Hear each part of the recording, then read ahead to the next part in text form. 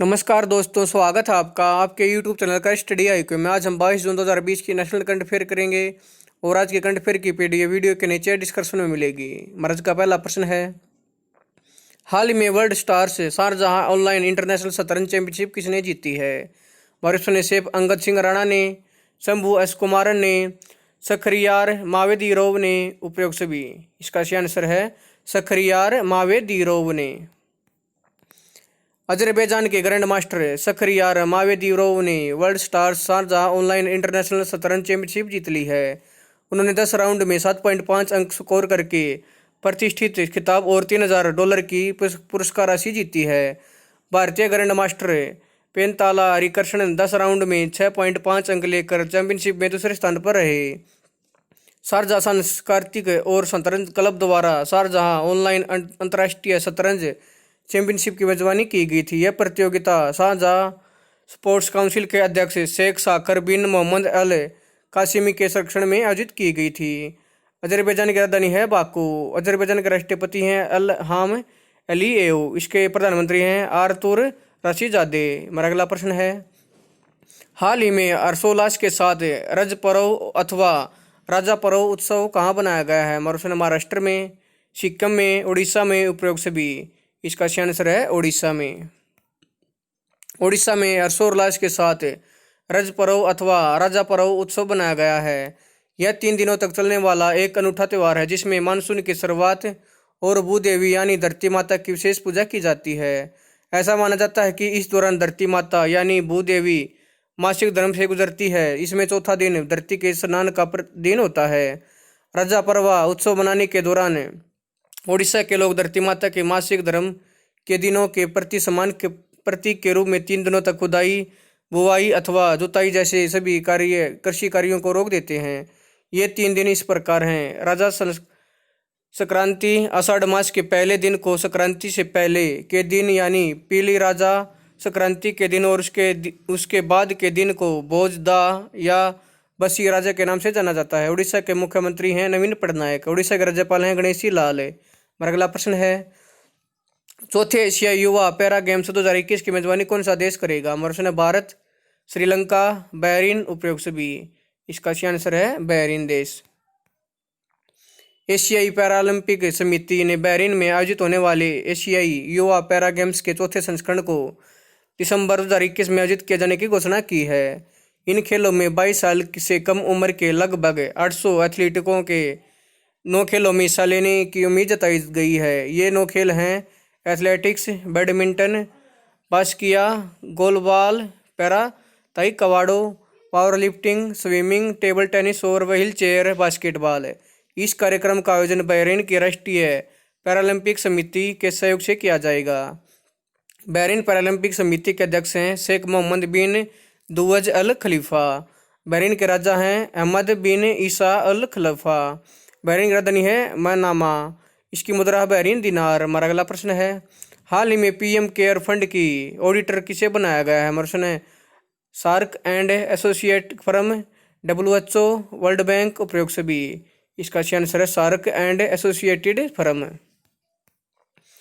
प्रधानमंत्री के नागरिक सहायता और आपातकालीन स्थिति में राहत Prime Minister citizen assistance and relief in emergency situations fund के ट्रस्टियों ने नई दिल्ली स्थित chartered accountants firm SARC and associated को अगले 3 वर्षों के लिए अपने ऑडिटर के रूप में नियुक्त किया है। इसके अलावा सुनील कुमार गुप्ता की अध्यक्षता वाली सार्क एंड एसोसिएटेड को साल 2019 से पीएम के राष्ट्रीय राहत कोष का ऑडिटर भी बनाया गया है। प्रधानमंत्री फंड के ट्रस्टियों बोर्ड के अध्यक्ष के रूप में 3 ट्रस्टियों बोर्ड को नामित करने की शक्ति रखते हैं। वे अनुसंधान, स्वास्थ्य विज्ञान, सामाजिक कार्य, कानून और लोक प्रशासन या परोपकार के क्षेत्र में प्रतिष्ठित व्यक्ति होने चाहिए। फंड को प्रधानमंत्री कार्यालय में प्रशासन के संयुक्त सचिव द्वारा मानद आधार पर प्रशासित किया जाता है और पीएमओ में निदेशक या उप सचिव रैंक के अधिकारी द्वारा सहायता प्रदान की जाती है। हमारा अगला प्रश्न है, हाल में किस राज्य में मछली की एक नई प्रजाति की खोज की गई है? हमारा उत्तर प्रदेश, मध्य प्रदेश, अरुणाचल प्रदेश, हिमाचल प्रदेश। इसका सही आंसर है अरुणाचल प्रदेश। अरुणाचल प्रदेश में मछली की नई प्रजाति का पता चला जिसका नाम सिग्जोथेरोक्स और सिकुसरु मैन सीज रखा गया है। इस नई मछली प्रजातियों की खोज डॉक्टर केशव कुमार झा ने की है।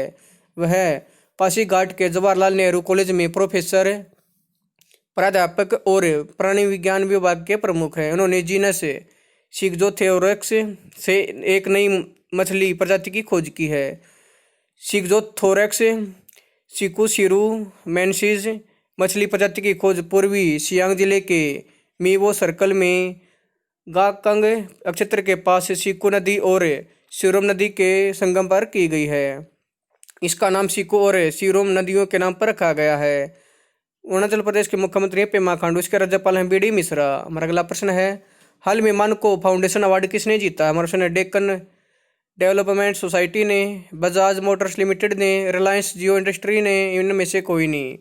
इसका सही आंसर है डेक्कन डेवलपमेंट सोसाइटी ने। हैदराबाद स्थित डेक्कन डेवलपमेंट सोसाइटी ने Prince Albert II of Monaco foundation award जीता है। यह सम्मान वर्ष 2020 के लिए पृथ्वी पर प्राकृतिक सम्मान के लिए सबसे अधिक प्रशस्त है। इसकी घोषणा मोनाको फाउंडेशन के उपाध्यक्ष और CEO ओलिवियर वेंडन के प्रिंस अल्बर्ट द्वितीय द्वारा की गई है। इसमें 40,000 यूरो की सम्मान राशि आम जनता को दी गई है। यह उन लोगों की पावती में है जो हमारे ग्रह को बचाने के लिए अपने गहन कर्तव्य के लिए अपनी गतिविधियों और संघों को समर्पित करते हैं। फाउंडेशन के तीन में से हर एक क्षेत्र में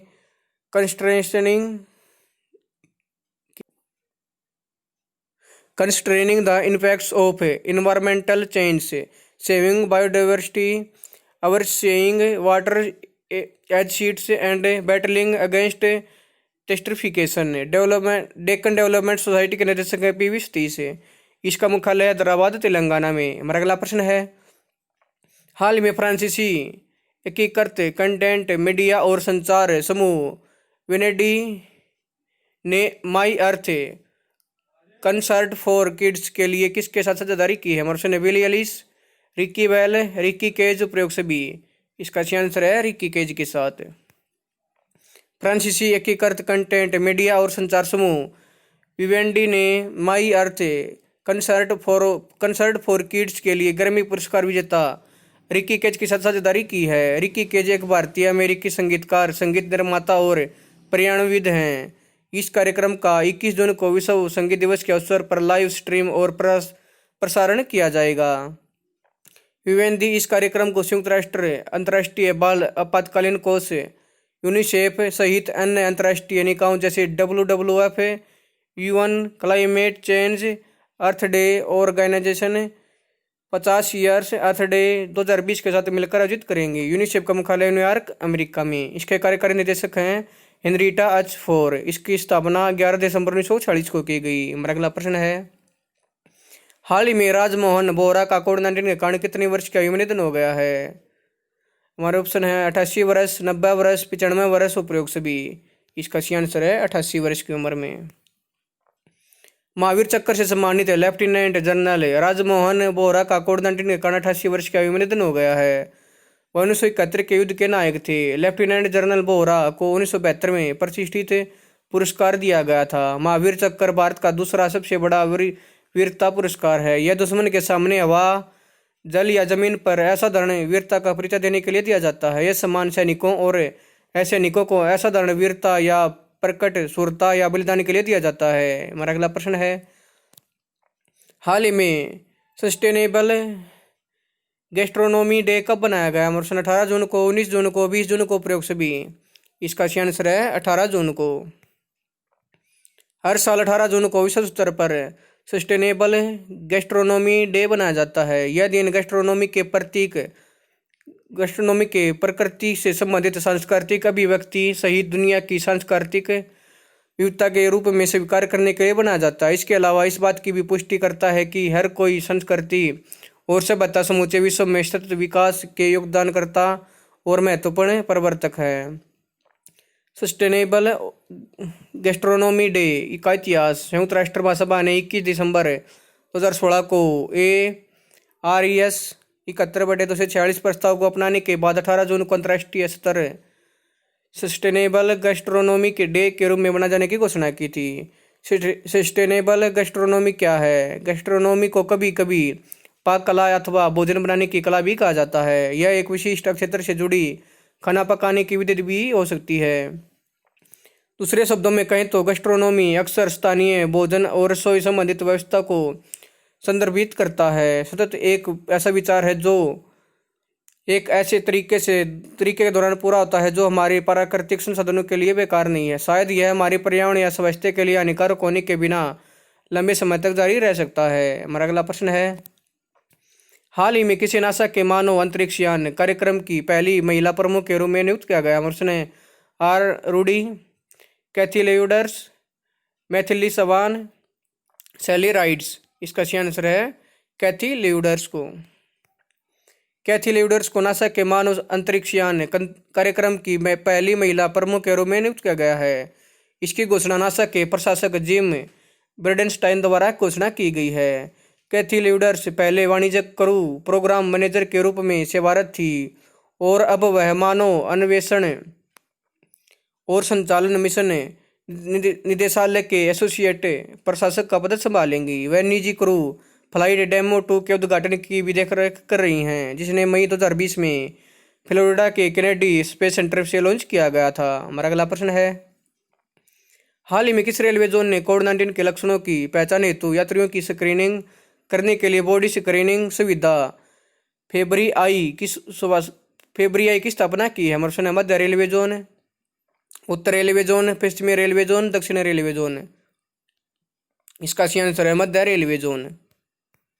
मध्य रेलवे जोन ने कोविड-19 के लक्षणों की पहचान के लिए यात्रियों की स्क्रीनिंग करने के लिए बॉडी स्क्रीनिंग सुविधा फेब्रियाई की स्थापना की है। मध्य रेलवे ने यात्रियों की सुरक्षा सुनिश्चित करने के लिए कई प्रयास किए हैं। उनमें से कुछ में स्वचालित टिकट जांच और प्रबंधन पहुंच और रोबोट कैप्टन अर्जुन जैसे विकास शामिल हैं। मुंबई में लोकमान्य तिलक टर्मिनस और छत्रपति शिवाजी महाराज टर्मिनस में सुविधा फेब्रियाई थर्मल कैमरे की सुविधा स्थापित की गई है। बॉडी स्क्रीनिंग सुविधा गैर घुसपैठ स्वचालित और वास्तविक समय की निगरानी के लिए एक कृत्रिम बुद्धिमत्ता आधारित थर्मल स्क्रीनिंग प्रणाली है, जो यह सुनिश्चित करती है कि रेलवे स्टेशन में प्रवेश करने वाला कोई भी व्यक्ति तेज बुखार से पीड़ित न हो। हमारा अगला प्रश्न है, हाल ही में निजी बैंकों के स्वामित्व और कॉर्पोरेट ढांचे पर दिशा निर्देशों की समीक्षा करने हेतु भारतीय रिजर्व बैंक द्वारा गठित आंतरिक कार्य समूह का नेतृत्व कौन कर रहा है? प्रश्न है नरेंद्र गुप्ता, आरपी शुक्ला, पीके मोहंती, नीलेश शर्मा। इसका सही आंसर है पीके मोहंती। भारतीय रिजर्व बैंक के कार्यकारी निदेशक पीके मोहंती को आंतरिक कार्य समूह का प्रमुख नियुक्त किया गया है, जिसका गठन भारतीय रिजर्व बैंक द्वारा निजी बैंकों के स्वामित्व और कॉर्पोरेट ढांचे पर दिशा निर्देशों की समीक्षा के लिए किया गया है। आंतरिक कार्य समूह निजी क्षेत्र के बैंकों के नियंत्रण और स्वामित्व के लाइसेंस के लिए उपयोग किए जाने वाले नियमों और दिशा निर्देशों के वर्तमान सेट का आकलन करेगा।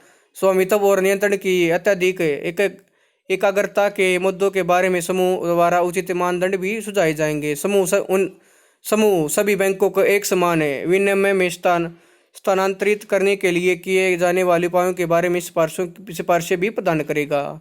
दोस्तों, अगर आपको वीडियो पसंद आए तो आप मेरे यूट्यूब चैनल करिश्मा स्टडी को लाइक करें, शेयर करें, कमेंट्स करें, सपोर्ट्स करें और इसके बेल आइकन को दबा दें ताकि आने वाले वीडियो का नोटिफिकेशन आपको टाइम पे मिलता रहे। धन्यवाद दोस्तों।